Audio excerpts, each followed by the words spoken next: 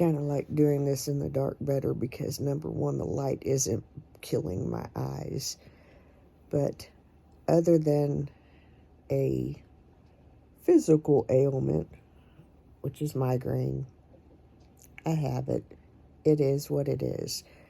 Some people have migraine and don't have to contend with the things that I do. Others of us do. I've not been able to find an abortive medication that works for me. So here we go. We just kind of like saddle up and ride. But we're so thankful. Even though I wasn't able to make it to my home, to church this morning, like I told you, there's times that I just put my headset on, drowned all other noise out, lay my head down on the laptop or next to it, and wrap my body around it, and I just release my mind to the glory of the all-living God. And I'm not afraid of that or ashamed of it. I am proud of the heritage that I have.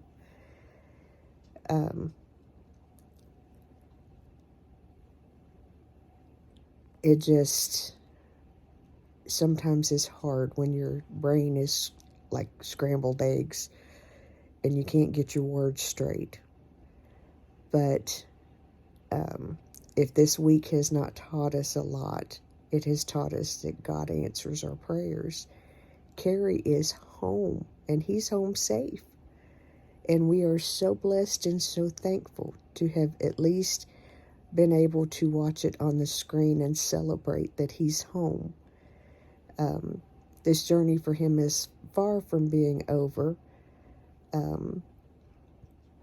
But we know that we have him, his tangible presence is where his local church can snag onto him and love on him, and they can surround him with love and help him get through whatever trauma may have happened while he was gone. And we will stand beside him regardless. He's not a member of my congregation, but he's a member of a sister congregation, and we love him, and we will all be here for him. And I'm so thankful. Like I said earlier in the first video, it's real simple. It's a text message. It's a phone call. It's later a text message that, hey, I'm in migraine. I can't get there. They don't hold it against me. They don't love me less. They pray for me and anxiously await my return just as much as I do, because they're my brothers and my sisters. And that, my friends, that unity, that family, is worth more than anything else that I can express to you. They were with me indirectly because another minister had already been part of my dad's care and treatment and had already been selected to preach his funeral. And that minister was on hands, boots on the ground with us. And other ministers came in and paid their respects to Dad and to our family and made sure we didn't need anything. And my ministers kept touch with me, and they prayed for me and my family. And that was enough. That was all that we needed. And whenever I came back to my hospitality team, because that's what I worked at that point in time. And it was a glorious thing to stand in the door and hand people a bulletin and say, welcome. Here, let me take you where you need to be. Let me walk with you. It was being of service is the most blessed thing ever. And I think that's the biggest reason why I dislike not being able to be there. It's not about my pretty voice or, being part of the choir or anything like that. It's my part of being able to be of service Need toilet paper? I'll find you some. Just that simple. You need somebody to talk to? Talk to me. You need somebody to pray with you? I got you. And that holds true not just in the confines of the building that I call my home church. That's just true everywhere. When I tell you my DMs are open, that's what I mean. I will listen to you. I will talk to you. If we need to take it to actual phone calls or texts, yeah, I mean it. I would much rather lay my head on the pillow at night and have peace and know that I did the very best I could, given illness or whatever, than to have selfishly pulled away and cowered back because somebody said something ugly about me.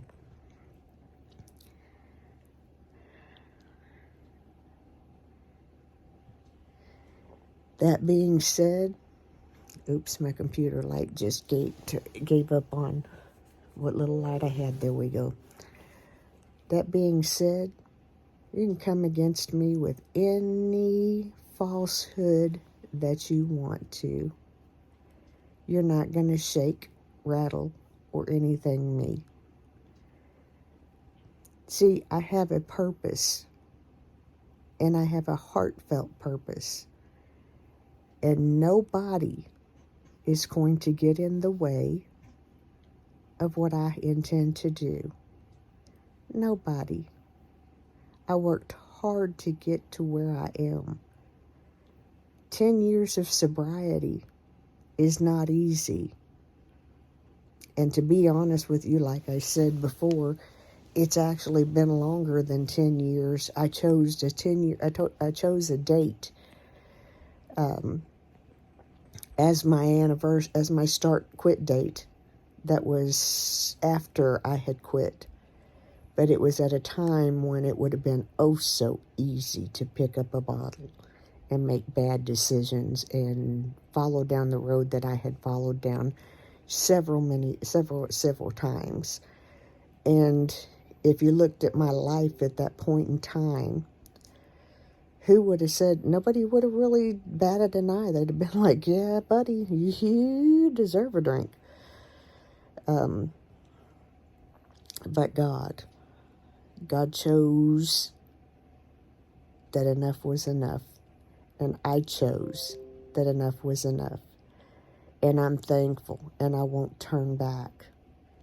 And in that thankfulness, that's the spirit that I operate in.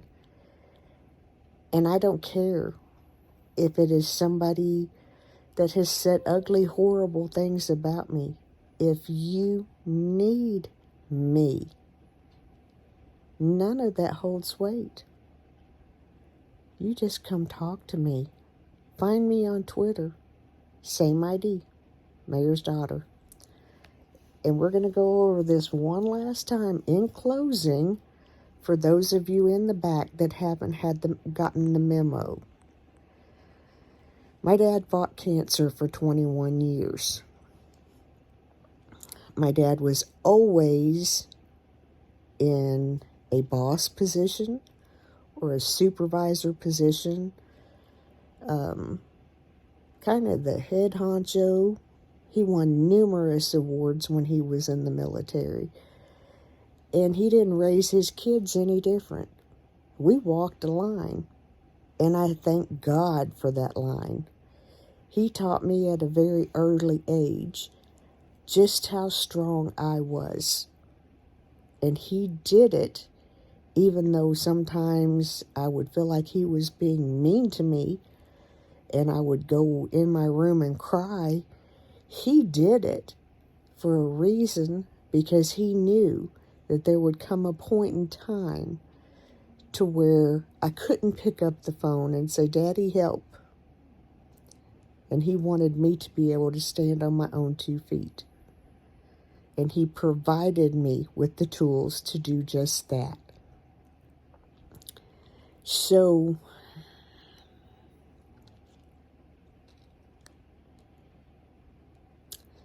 Well, I miss him oh so much. And I would rather it be him fixing all this stuff. I'm honored and I'm equipped to stand in and do what needs to be done. And I love him. And I love my mother fiercely. And I've made these videos for quite some time. And for some reason, the dynamics of our family are hard to comprehend. You see, I had three mothers at least that helped raise me. I had 3 or 4 dads that helped raise me. They were my uncles and my aunts. They had a hand in raising me. They were my village. There were members of our church that were my village. So whenever I say various things, I am a village for children.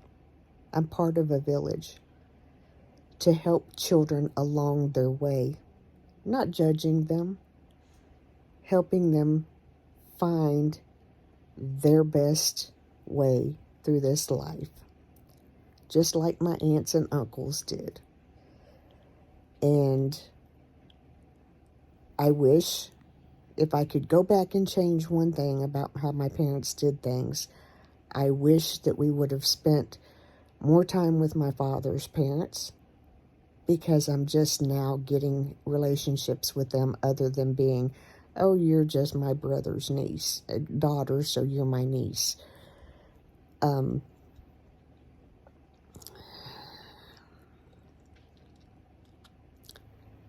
So, as a matter of fact, this year is the first year that I have ever bought my Uncle Eddie a Christmas present.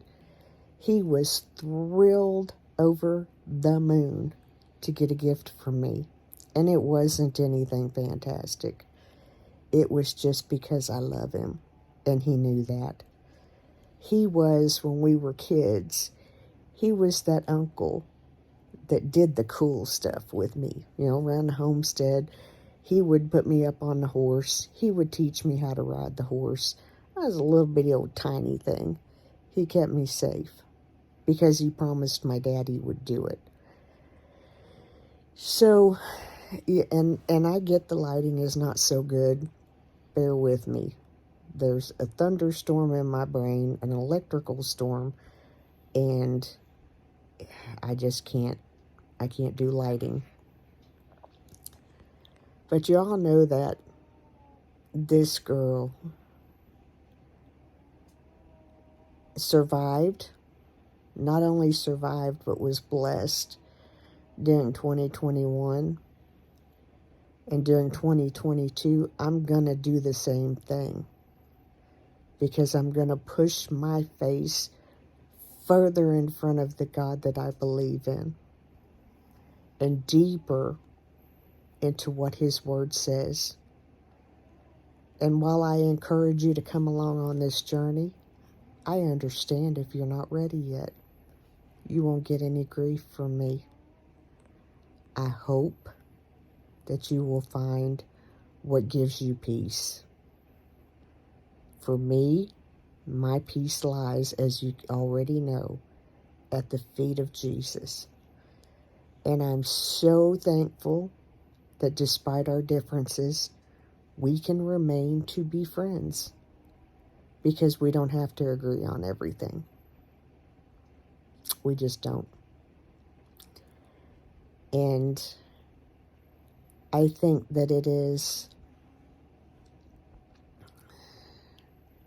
a treasure. And I remember when I was little, we used to sing a song that said, make new friends, but keep the old.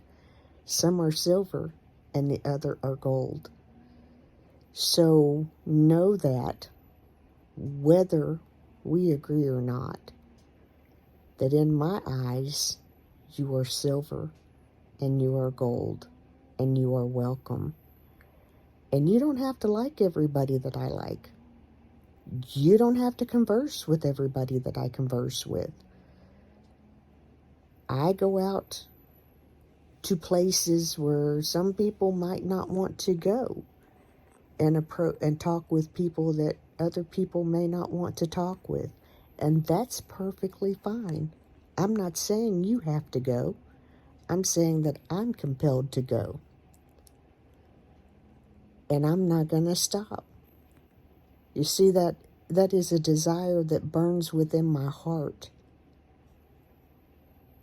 Just because I can't always be in church doesn't mean I can't be an outreach. Doesn't mean I can't be that friend to the friendless or to the homeless. Oh, excuse me. Medicine. It doesn't mean that I can't reach out to those who are in need. And I hope that you can understand that I have never done anything to anyone out of malice. I have never set out to hurt anyone, and I never will. In fact, in 2021, what things that I had held on to, and they don't even have to do with YouTube, the hurt and the pain that gripped me from the time that my father died, I laid down, and I thought I had laid it down long before, but I can promise you, when we were sitting at my aunt's funeral, and my precious little aunt behind me broke down, and she had broken down so badly when Dad died, and I was angry with her for breaking down the way that she did and for behaving as the way that she did. That was me puffed up with pride. My mother showed me how I should have handled it. My mother was on her knees trying to comfort her. I couldn't. It was our turn in my mind. It was my mother's husband. It was my mother, my father, and my sister's father. We had the right to be able to grieve him as we saw fit. But I forgot that even though we had him, I had him for 55 years as my father. These people that were around him had him for longer as their brother. So their grief was just important as mine. And as we sat there, when we buried my Aunt Bobby, and I heard my niece's heart, or not my niece, my aunt's heart, begin to break, and I heard her begin to lose composure and fall apart, there was no other choice but to get up out of my seat and go to her and wrap my arms around her and love her, because that was the right thing to do. That was what my mother taught me to do. And in the course of it, my other aunt came and we switched seats. And in the course of it, we wrapped ourselves around her and loved her. And we haven't stopped yet. And I can honestly tell you, I spent 8 months after my dad died, literally bitter, literally hurt because of my dad's funeral towards this person, towards my own aunt.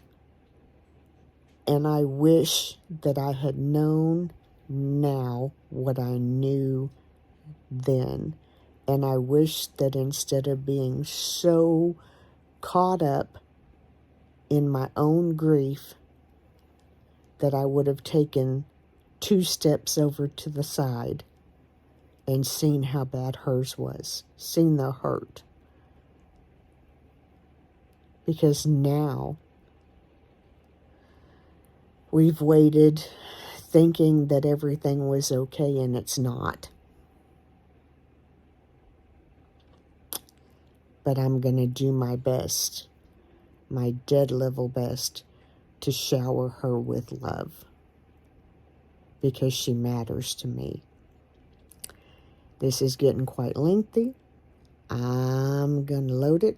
And remember, Carrie is back. He was in his home church at Dixie Valley this morning, and we are forever thankful. And I apologize for lack of lighting. Hopefully tomorrow we will get to do the rest of my eyeshadow collection. Yeah, I know. You don't have to tell me. I have too much makeup. I may have my daughter sell some of it and declutter some of it. I did place an order for more to come in. It is what it is. It's also my business. Oh, my only source of light has kablooied. You guys, I love you. My Twitter is at VLN. Let's try that again. At VLNUNN. If you need to talk to me, add me. I'm not giving you lip service. This is the person that I am. If I have to do it from here, then so be it. I'm going to be kind. And I don't care what kind of hurtful or ugly darts you throw at me. It's not going to matter.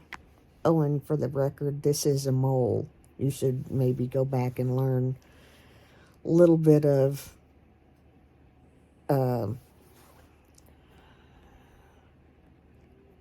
medical terminology. Used to have one down here. Dr. Valencia took it off.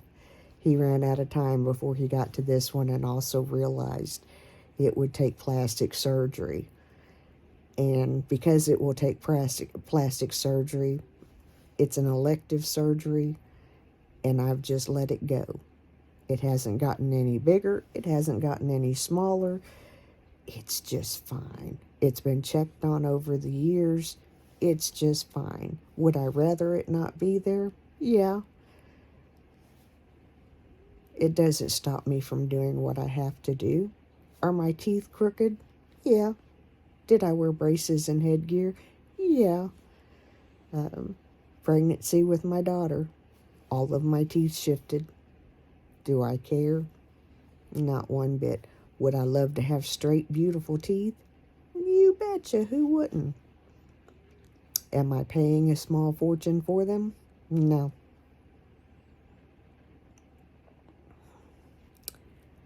Again, I'm rambly. Medication is starting to hit my brain. I love you all, and you matter to me. So, even those of you that have chosen to try to come against my channel, while it's comical and a good try, remember, I know what I do, and what you think I do really matters nothing. And you're not going to stop me from doing what I do. YouTube for me is a hobby. So I could stop recording videos tomorrow and never look back. This is fun for me. This is a way that I get to look at this video versus one 10 years ago and say, oh, look how much you've grown. So I hope you have had a wonderful holiday, Christmas, Kwanzaa, Hanukkah, whatever holiday you celebrate. I'm not going to tell you that my holiday is the number oneest, because it's the number oneest to me. How you celebrate this holiday season is on you. And I wish all of the best. And going into 222, I pray that we get to go back to some normalcy. And I pray that you will join me in not living in fear. I've become lazy. I won't even lie about it. If I don't have to go out of my house and I can bypass it and have it delivered to me, that's what I'm going to do.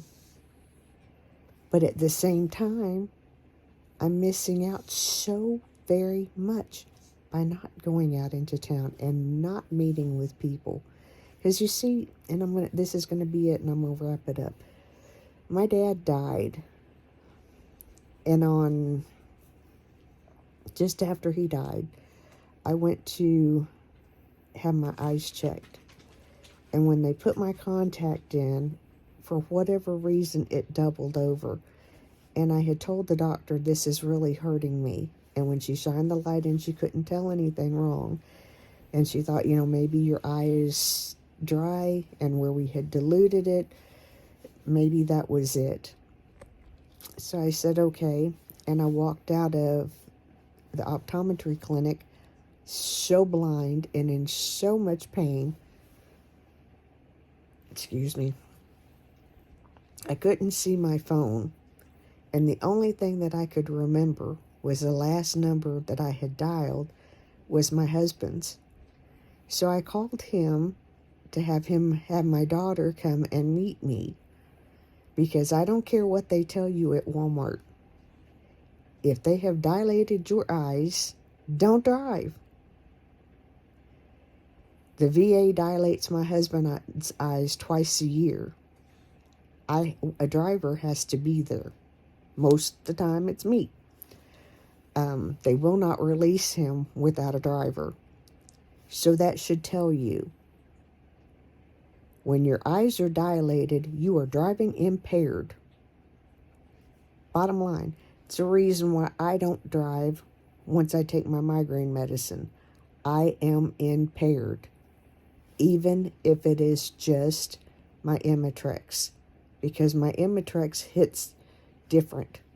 One time, it may not knock me out.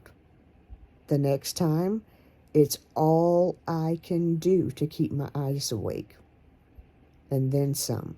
So I don't drive. Once I take that medicine, it's usually whenever I know that Tom is like pulling into the driveway so that there's somebody to watch Ian. And that's that.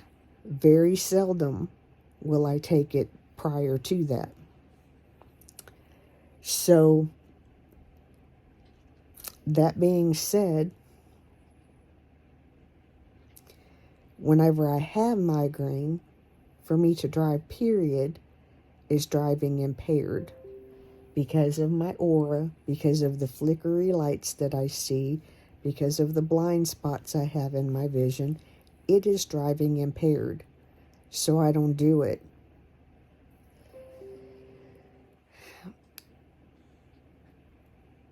I think I lost my thought. It's okay.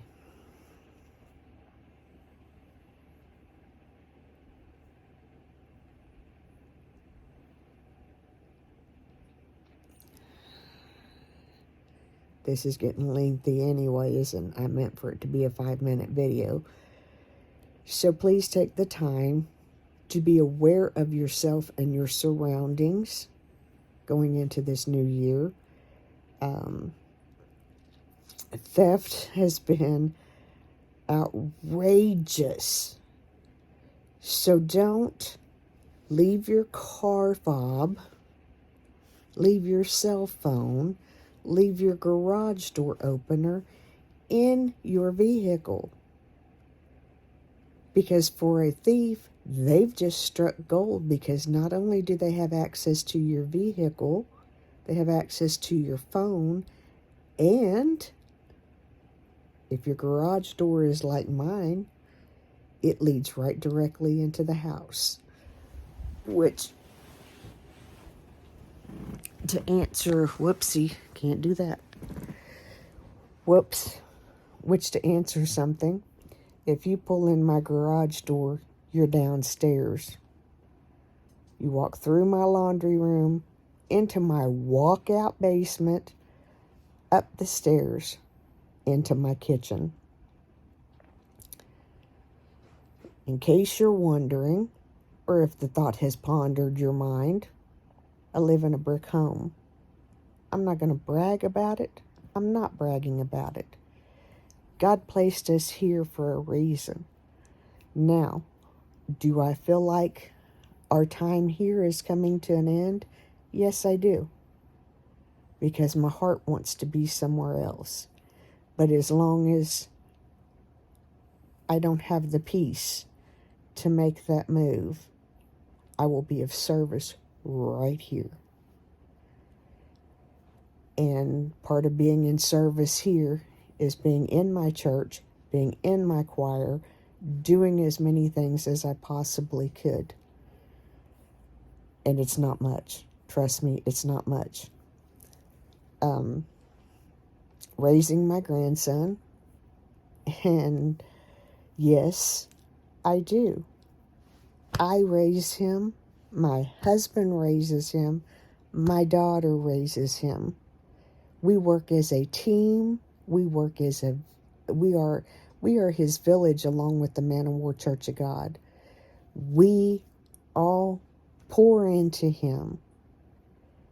And he's my boy. I don't care who likes it and who doesn't. He is my boy. No, I didn't give birth to him. But he's my boy. And nothing will ever change that.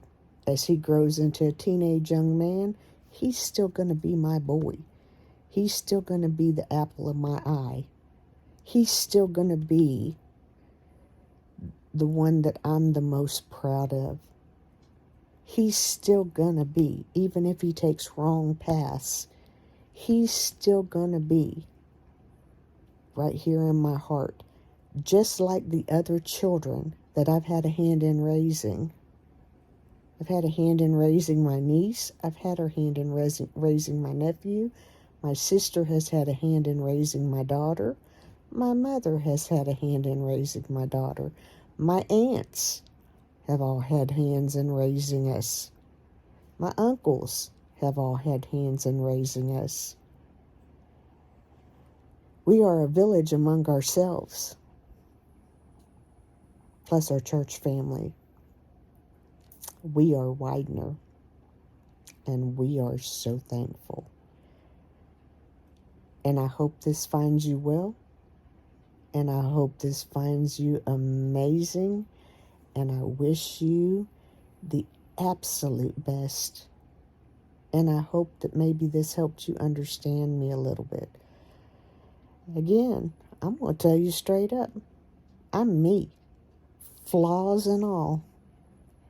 I can't sit here and act like I am holier than thou, or that I make zero mistakes or anything like that, because it's not true. Shoot, I've even been known to wear bad makeup. Oh, heavens.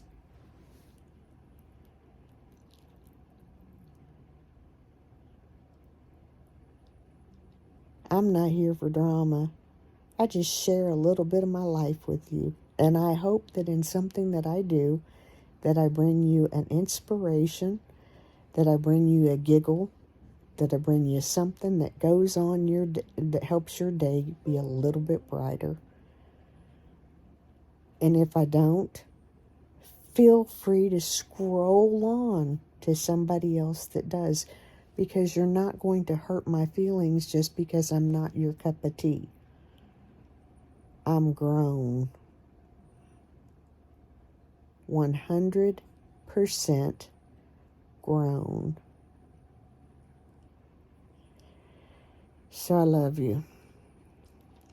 Be well. Take wonderful care of yourself, because you're worth it. Learn that you are worth it. Learn that you deserve the pretty stuff. If you've got a bag you've had your eyes on, save up and get it. If there's a pack of cookies and you want to eat a cookie, eat the cookie. Now, I'm not saying eat the whole box, but eat the cookie. If, like with myself, I'm learning, because of the damage in my foot, I'm learning how to make it okay to own 4 pairs of shoes that I'm actually comfortable with than a multitude of shoes that I can never wear, or that if I wear them, I'm going to be in pain. So do what feels right for you. Pamper yourself a little bit. You are in service, whether you're taking care of children, working a job, or whatever. You are in service. And in order to be effective at whatever you do, whoopsie, my light went off. You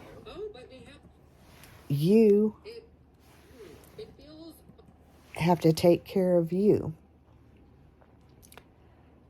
And that's just the simple truth. You have to take care of you. My New Year's blessings is that you may find all the happiness and fulfillment that you need. That's where mine is going to be. Mine is going to start seeking God with a more diligent heart. And if you think all those other years that I did, that I got enough, nope. I got more work to do on me. And I'm working on me because I want to be of service to you, and you, and you, and you, and you, and you. I want to be that person that you call for prayer and believe that I can get the job done. So, wow, this keeps getting longer. We're going to close this down now. I wish you a wonderful day. Remember, I am the mayor's daughter. For those of you in the back that didn't get it, my dad was never an elected official of any specific county in Kentucky. Never. I never said he was. What happened, I spent 6 weeks at home taking care of both of my parents. During that time, I dubbed my father the mayor of the coal camp and the holler that he lived in. Everybody jumped on board, and he was nominated as the mayor in a position that was created that didn't even exist,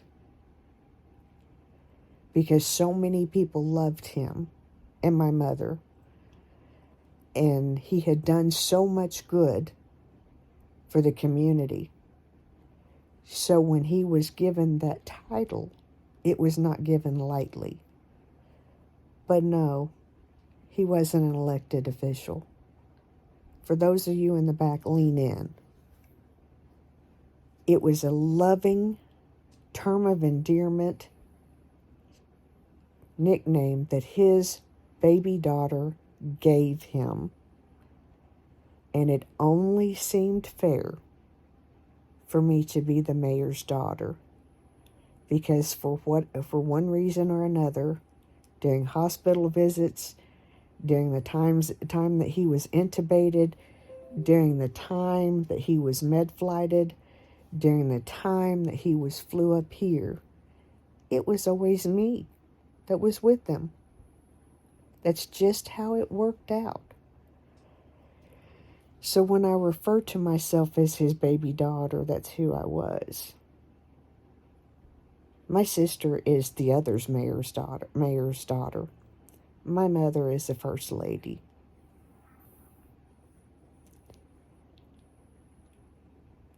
There was no vote taken. There was no poll taken. I posted it on Facebook as a joke, a term of endearment, and it stuck among the people living in the camp and surrounding the camp. So much so that when I sent a text to the local radio station when he had passed away, I didn't realize the time frame and that he would still be on the air. I asked him not to announce it yet because we weren't ready. They hadn't even come and gotten Dad's body. The next day when I told him, okay, it's okay, you can release it, he referred to him as the mayor.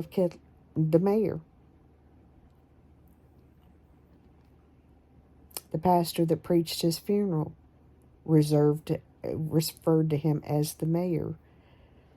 For me, from my little bit of heart, because I honored my dad with a title that was just between me and him. And so, if you want to say things that I lied, no, I didn't. I never one time said he was an elected official. No, I did not lie. If you ask me, even when I first came on Facebook and switched to that title, if you go back and watch my Facebook videos, long about the time that I took that title, it was to honor my father with a nickname that I gave him just in fun, that everybody jumped on board with and said, yep, that's what he is. That's who he is. So there's the rest of the story. Lean in close and hear it, because I won't explain it again. I love you all oh so very much. I thank you all oh so very much.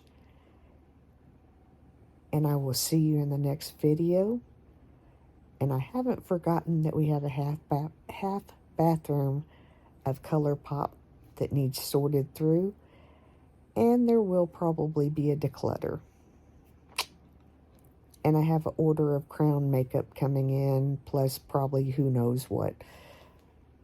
It's a malfunction in my brain.